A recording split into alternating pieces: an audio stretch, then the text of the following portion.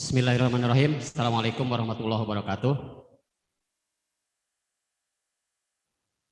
Innal hamdalillah nahmaduhu wa nasta'inuhu wa nastaghfiruh wa na'udzu billahi min syururi anfusina wa min sayyiati a'malina.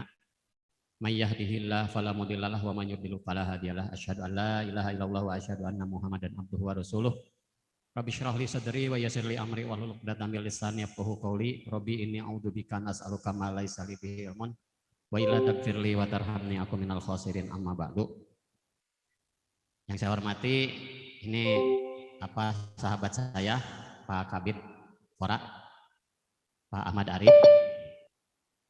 Yang saya hormati Ketua Panitia, juga narasumber yang lainnya, Pak Ridwan, Pak Surya Hadi Dharma, Pak Siswanto selaku panitia.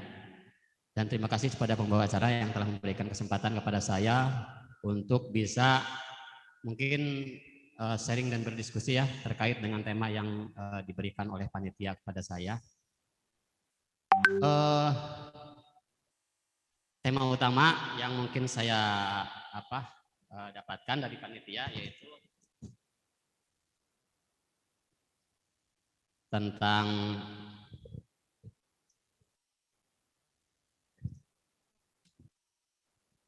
mainstream literasi keagamaan Pemuda Purwakarta dalam penguatan nilai-nilai Pancasila. Mungkin saya hanya memberikan pengantar, nanti selengkapnya akan disampaikan nanti oleh Pak Arif, Pak Kabid. Yang pertama perlu saya sampaikan bahwa saya misalnya ketika berbicara tentang literasi keagamaan, religion literasi itu, ingat pada tahun 2001 itu Pak Kunto Wijoyo ya, salah satu ilmuwan Indonesia, mengarang sebuah buku, dan buku itu sampai saya ingat ya, covernya juga ingat ya, bacaan-bacanya juga ingat ya. Judulnya Muslim Tanpa Masjid. Nah, pada tahun 2001 itu sebenarnya buku itu berbicara tentang kegelisahan Pak Kunto Wijoyo tentang realitas bahwa masyarakat kota, ya, masyarakat kota yang hidup di perkotaan meningkat gairah religiositasnya, meningkat keagamaannya, dan kemudian untuk menginginkan belajar agama seperti itu. Sehingga Sehingga tadinya yang namanya ilmu agama itu hanya dikumandangkan atau hanya disampaikan oleh orang-orang yang memiliki basic pesantren, kemudian basic keagamaan, dasar-dasar keilmu agamaan di institusi-institusi keagamaan, itu tidak lagi menjadi dominasi, melainkan mereka-mereka yang mungkin gairahnya nambah, ya, imannya sedang naik, gitu, dan mereka berlomba-lomba untuk mencari, dan kemudian itu berkembang. Jadi banyak sekali para lulusan-lulusan seperti dokter itu belajar agama. Dulu itu kalau di Purwakarta Pak Endang Marjuh ya, almarhum. Kemudian jadi menjadi sangat tren sekali ketika memang ceramah-ceramah agama itu disampaikan bukan oleh orang-orang yang memiliki basic agama ya, seperti saya, sarjana alam gaib gitu. Nah, kecenderungan seperti itu membuat Pak Kunto Wijoyo mengarang buku itu. Artinya bahwa sebetulnya keberagamaan itu menjadi sebuah kerinduan bagi setiap manusia. Bahkan mungkin kerinduan itu muncul ketika memang bisa jadi pada saat dia muda itu dia tidak peduli dengan agama lah, dia tidak peduli dengan hal-hal yang terkait dengan agama. Ketika dia itu sampai dewasa, misalkan ketika dia menjadi dokter, kok ada tuntutan itu, kok ada panggilan itu untuk menyeru bahwa saya juga punya hak loh untuk menyampaikan agama itu, untuk menyampaikan kebaikan-kebaikan, untuk menyampaikan nasihat-nasihat. Nah, kondisi seperti itu, ini sebetulnya menuntut bahwa banyak orang yang memang memiliki pemahaman keagamaan, yang mungkin basic pemahaman keagamaannya itu tidak seperti basic keagamaan yang dari pesantren, gitu, yang mulai belajar tauhid, belajar fikih, kepada wacana. Bahkan banyak sekali yang memang masuk ke wacana-wacana jihad gitu.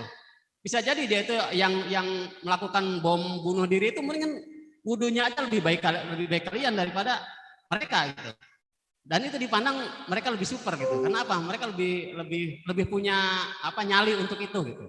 Nah, salah satu tinjauannya adalah bahwa kecenderungan mereka-mereka yang belajar agama secara instan, mereka-mereka yang belajar agama hanya dari sisi kulit luarnya saja, kemudian masuk aliran-aliran, masuk isme-isme yang kemudian ketika mereka haus dengan religiusitas, ketika mereka haus dengan informasi keagamaan, maka daya saring mereka itu menjadi kurang selektif. Filter mereka semua yang pakai dalil-dalil adalah benar. Sehingga ini menjadi sebuah bom waktu di masyarakat. Dan salah satunya adalah munculnya radikalisme, munculnya keagamaan-keagamaan ekstrim. Nah, ini lebih dicenderung digambarkan oleh Kunto Wijoyo sebagai muslim tanpa masjid. Dan saya yakin, kalau saya tahu Pak Arif itu dulu pesantren ya. Jadi meskipun sekarang Kabinpora bukan di Kementerian Agama, beliau adalah santri tetap. Ya, salah satu indikatornya beliau pakai kopiah dan saya lupa gitu. Tapi insya Allah ya, kita semua sama-sama pernah mengenyam di pesantren ya, meskipun saya hanya bisa meliwat ya. Dulu kita pernah belajar kitab Jurmiyah ya Pak Arif ya, waktu kita sama-sama muda ya. Pak Arif masih di SMA, saya udah kuliah.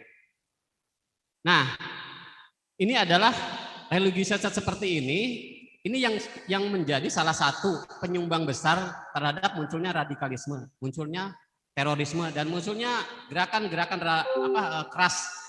Karena apa? Mereka langsung pada inti ideologi, tapi secara basic, secara mendasar mungkin kurang, gitu seperti itu. Jadi sebetulnya literasi keagamaan itu menjadi sangat penting. Karena apa? Itu untuk kekhawatiran apa yang digambarkan oleh Kunto Wijoyo dalam buku Muslim Tanpa Masjid itu sebetulnya harus terhindar gitu. Nah, apalagi sekarang misalkan ketika masuk di era digital, orang mungkin nggak pernah ketemu ustadz, nggak pernah ketemu kiai, dia belajar autodidak di YouTube misalkan. Dan pasti kan dalam teori komunikasi itu ada namanya teori ketergantungan media ya, kemudian teori use and gratification. Orang kecenderungan memilih berita, memilih informasi itu sesuai dengan yang dia inginkan gitu. Pasti dia mengabaikan yang sekiranya bisa mengganggu apa yang dia inginkan gitu. Sehingga apa? Ketika memang ideologi jihad yang berbasis kekerasan itu misalkan ada di dalam kepalanya, maka mungkin ceramah-ceramah yang menyejukkan, ceramah-ceramah yang memberikan kedamaian, rahmatan lil alamin, itu akan dianggap sebagai sesuatu hal yang sepele, kan seperti itu. Oleh karena itu bahwa literasi keberagaman ini perlu, dan ini menjadi tugas semua kalangan, baik dari para ustadz, baik daripada pemerintah, untuk bagaimana cara supaya memang konten-konten keagamaan itu ditertibkan gitu. Sekarang kan di Indonesia itu mungkin Pak yang paling gampang mendapatkan label ustadz. Gitu. Orang yang baru alif bata misalkan, kalau dia sudah bisa menghafal beberapa hadis, beberapa Al-Quran pakai sorban, ya udah sebut ustadz gitu. Jadi tidak ada stratifikasi, tidak ada klasifikasi yang jelas mana yang disebut dengan ustadz, mana yang disebut dengan ulama, mana disebut dengan kiai, seperti itu. Sehingga apa? Ini menjadi mengkaburkan seperti itu. Kemudian selanjutnya bahwa keagamaan ya, keagamaan yang betul-betul mendasar yang harus dipahami oleh kita selaku menganut umat Islam, kita memang harus belajar dari dasar tentang keberagamaan kita sendiri. Perkuat keberagamaan kita sendiri, dan setelah memperkuat keberagamaan kita sendiri, kita juga perlu untuk melakukan tinjauan kepada bagaimana keberadaan orang lain, keberagaman orang lain. Karena apa? Ketika kita belajar agama hanya dalam sudut pandang satu saja, kita ada kecenderungan untuk apa? Untuk memberikan klaim jelek kepada agama yang lain.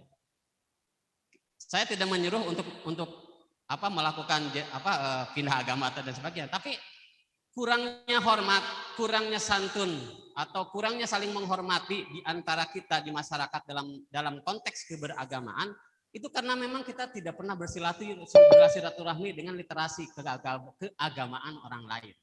Seperti itu. Ya, kita selalu ada dalam sudut pandang mungkin yang memang kita seolah-olah ketika melihat agama orang lain tuh kelihatannya benci. Ya, mungkin kita tidak pernah merasa merasa menghargai, misalkan ketika memang Ibu Teresa, ya tokoh dari agama yang lain, mereka merawat orang-orang yang memiliki penyakit kusta, seperti itu.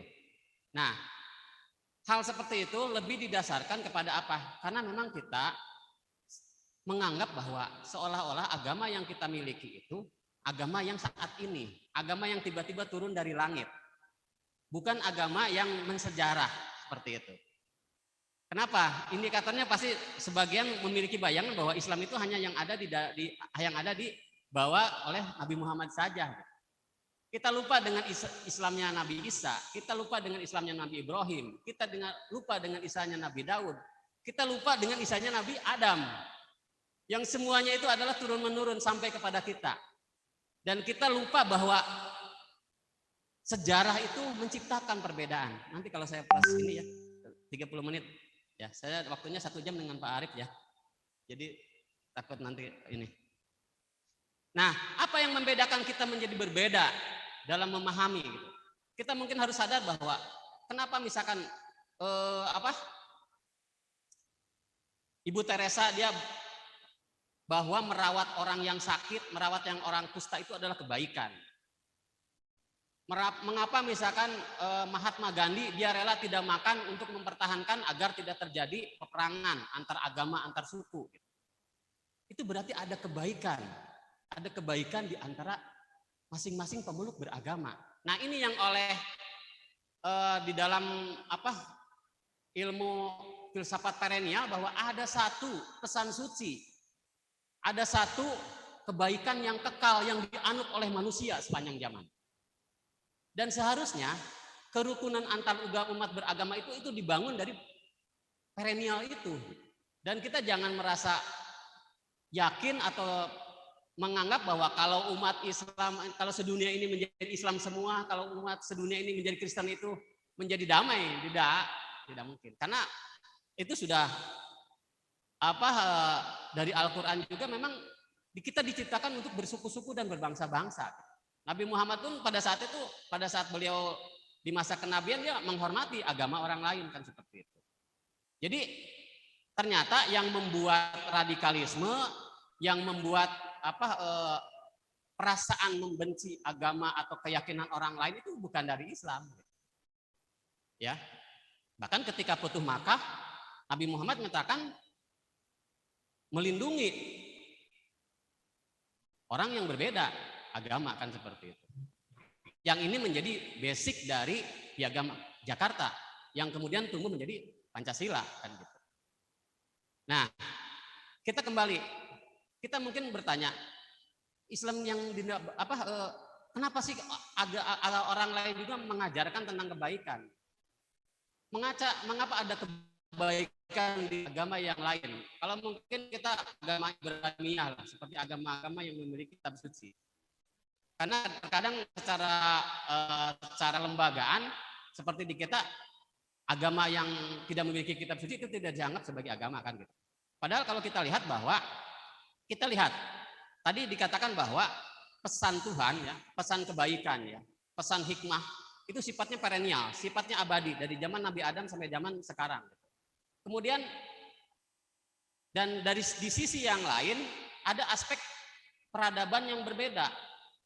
Ya, peradaban yang berbeda bagaimana? Misalkan dari zaman Nabi Muhammad saja sampai kepada kita itu untung diselamatkan oleh apa? Untung diselamatkan oleh teknologi. Teknologinya apa? Teknologi tulis. Dulu orang menulis di kelapa kurma, di batu-batu, yang kemudian Al-Quran dibukukan, ya, dan paling besar itu pada zaman Utsman bin Affan sehingga dikenal dengan Mushaf Utsmani, ya, yang kemudian sampai kepada kita. Nah, kita harus lihat secara sejarah bahwa agama itu mensejarah. Kenapa kok Islamnya sama kok berbeda-beda gitu? Itu karena memang dari aspek peradaban. Pertama, misalkan dulu waktu zaman Al-Qur'an itu ada, tulisan Arab itu tidak ada noktah, tidak ada syakal. Nggak ada alif, nggak ada patah, kasroh, domah, nggak ada. Nggak ada titik. Jadi antara ba, ta dengan sa itu hampir sama. Jadi kalau tulisnya tahali, ya ini kayak gitu, itu bisa dibaca tahali, bisa dibaca taholi, bisa dibaca tajalli. Karena apa? Karena tanpa titik, tanpa syaddah. Apa yang membedakan? Konteks pembicaraan. Gitu. Nah, pada zaman Abu Aswad Ad-Du'ali, ya, maka orang melakukan para ulama melakukan riset. Oh, ternyata seperti ini, akhirnya bahwa ditemukan ada ba, ada sa, ada ba, ta, sa gitu. Baru seperti itu. Jadi perbedaan itu pasti ada. Orang taholi dengan tajali itu pasti berbeda makna kan gitu. Jadi kalau misalkan dari zaman Nabi Muhammad itu Qur'annya sudah diatur seperti Qur'an Busmani sekarang, itu kemungkinan mungkin perbedaannya tidak terlalu banyak. Tapi ketika dituliskan dalam peradaban seperti itu, ya pasti ada perbedaan. Dan perbedaan itu adalah sesuatu yang lumrah, yang memang wajar. Itu perbedaan penafsiran dalam satu sudut pandang agama. Sekarang bagaimana dengan agama yang lain misalkan? Agama yang lain dari sisi agama Ibrahimiyah itu sudah pasti. Mereka memiliki nabi, setiap nabi punya konteks tersendiri. Ketika Nabi Musa, ketika Nabi kitabnya Nabi Isa, konteks pada saat itu kesewenang-wenangan ya terhadap manusia itu sangat tinggi. Sehingga apa? Pada zaman Nabi Isa itu miskin kasih sayang. Sehingga ajaran-ajaran Nabi Isa itu ajaran-ajaran yang lebih mengedepankan kepada kasih sayang. Ketika zaman Nabi Ibrahim, misalkan, itu punya konteks tersendiri. Dan di zaman Nabi Muhammad punya konteks tersendiri. Nah, jadi ini pasti orang yang memang jadi kalau misalkan kita menggambarkan agama itu seperti kulit bawang. Kulit bawang semakin ke sini itu lapisannya semakin banyak. Nah, kita mau apakah kulit bawang itu merasa bahwa kulit yang terluar itu harus misalkan membenci kulit yang terdalam? Kita harus ingat sejarah, hormati mereka dengan perspektif mereka sendiri. Dan kita harus meyakini bahwa ini juga keyakinan saya. Agama mengajarkan kita lakum dinukum waliyadin kan gitu. Ya. Jadi ketika kita Islam, berislamlah dengan cara Islam gitu. Ketika misalkan teman kita beragama yang lain, ya silahkan kalian berbuat baik dengan agama yang kalian yakini kan seperti itu. Kalau misalkan kita memiliki tingkat kesamaan literasi beragama seperti itu, sebenarnya yang namanya radikalisme, yang namanya terorisme itu bisa dihindari karena inti dari agama adalah mengajarkan tentang bagaimana menghargai kemanusiaan. Mungkin dalam agama ya, dalam agama kita kan mengajarkan bagaimana kita menjaga nafas, hifdun nafas, ya. Dan itu adalah satu bagian. Nah, timbulnya radikalisme, timbulnya kekerasan di dalam beragama, ya, itu salah satunya adalah tidak memahami bahwa agama kita itu sebenarnya adalah kebaikan dan kebenaran yang sifatnya perennial. Kebenaran-kebenaran abadi yang terus-menerus ya. Lebih ke arah kepentingan. Apakah itu kepentingan ideologi, apakah itu kepentingan politik, apakah itu kepentingan-kepentingan yang lain. Sebenarnya dalam hal ini saya ingin menyampaikan kepada rekan-rekan semua bahwa terkait dengan literasi agama, perlunya kita mengembangkan bahwa belajar agama itu ternyata tidak hanya dalam satu sisi saja. Kita harus mengembangkan kepada aspek-aspek yang lain. Bagaimana agama itu hubungannya dengan politik? Bagaimana agama itu hubungannya dengan ekonomi? Bagaimana agama itu hubungannya dengan sosial? Jangan dianggap bahwa agama itu hanya mengurus masalah-masalah yang sifatnya itu kematian, kelahiran, ibadah gitu. Dan kita harus kembali kepada masa kejayaan Islam, di mana pada zaman masa kejayaan Islam itu menjadi sebuah agama yang memang memberikan greget kepada ilmu pengetahuan. Ya. Salah satu tokoh yang sangat fenomenal adalah Ibnu Sina. Ibnu Sina itu kitabnya itu hampir 300. Ya, satu kitab itu isinya seperti satu rim lah gitu.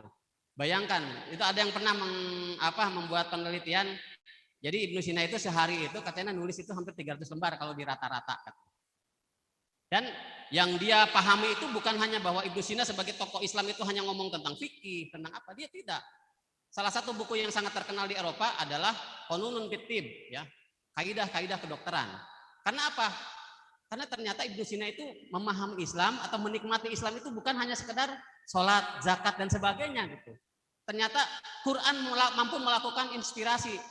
Dia mengeksplorasi ya dari inspirasi Al-Quran itu untuk melakukan apa? Untuk melakukan tadabbur dan tafakur terhadap realitas alam ini. Di sisi yang lain, Ibnu Sina mengarang buku namanya Ashifa. Ashifa itu bukan obat, tapi buku itu tentang filsafat. Yang pada saat itu, ya, di belahan negeri Eropa itu sedang dalam keadaan drug age, ya. Eropa itu sedang dalam keadaan terbelakang. Gitu. Jadi kalau kita berbicara masalah filsafat, sebetulnya filsafat itu adalah yang diterjemahkan dari bahasa Yunani ke dalam Islam, kemudian oleh Islam diterjemahkan kepada dalam bahasa Inggris. Gitu. Nah, tapi kita ketika kembali belajar misalkan belajar bahasa Inggris, kita cari yang literatur yang misalkan yang berbahasa Arab. Nah sekarang mungkin sudah kehilangan momentumnya. Karena apa? Karena sekarang peradaban tentang pemikiran Islam itu lebih banyak didominasi oleh Parsi. Kalau mungkin kalian pernah belajar mempelajari buku filsafat atau tasawuf, maka literatur yang akan menjadi rujukan itu kebanyakan dari Parsi. Arab itu hanya bahasanya saja, seperti itu.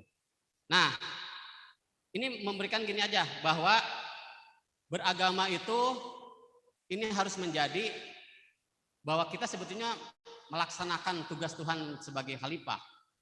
Dan tugas Tuhan sebagai khalifah di muka ini adalah bagaimana merawat bumi ini dengan baik. Semua baik alam maupun manusia yang ada di semesta ini pada dasarnya adalah semua ciptaan Allah. Tidak ada alasan kita untuk menyakiti sesama, apalagi orang yang berbeda agama seperti itu. Karena intisari dari kebenaran agama adalah bagaimana kita merawat hibdun nafas, ya. Jadi kebanyakan pelaku-pelaku radikalisme, pelaku kekerasan di dalam beragama itu lebih cenderung adalah karena memang tidak terbuka, selalu tertutup dalam memahami agama, tidak mau berdiskusi, tidak mau berdialektika, tidak mau bagaimana bahwa pemahaman kita itu tidak mungkin sama, gitu. Ya. Padahal sebetulnya para ulama salaf mengajarkan kepada kita, mungkin kalau kita baca di tafsir-tafsir, baca di tafsir-tafsir, seluruh tafsir Al-Quran selalu berujung dengan wallahu a'lam bishawab. Artinya mereka sangat terengkuh sekali. Bagaimana kita yang hanya belajar dari YouTube saja merasa bahwa kita paling Islam, ya, sehingga kita mau mengkafirkan orang lain, sehingga kita mau menyakiti orang lain. Itu saja sebagai pengantar, nanti mungkin dilengkapi oleh Pak Ahmad apabila ada hal yang kurang lengkap. Terima kasih. Wal aku minkum billahi taufiq wal hidayah. Assalamualaikum warahmatullahi wabarakatuh.